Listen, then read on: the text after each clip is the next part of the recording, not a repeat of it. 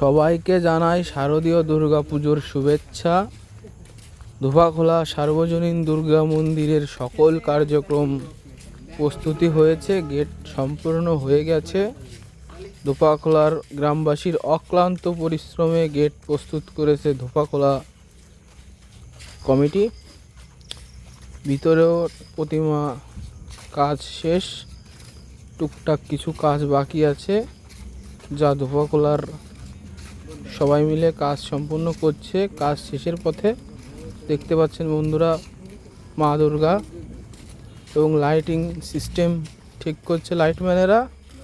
সেই সাথে মন্দির পাহারায় আনসার বাহিনী সহ আইন শৃঙ্খলা পরিস্থিতি নিয়ন্ত্রণে বিভিন্ন বাহিনী নিয়োগ করা হয়েছে। বক্স সেটিং করছে টেকনিশিয়ান।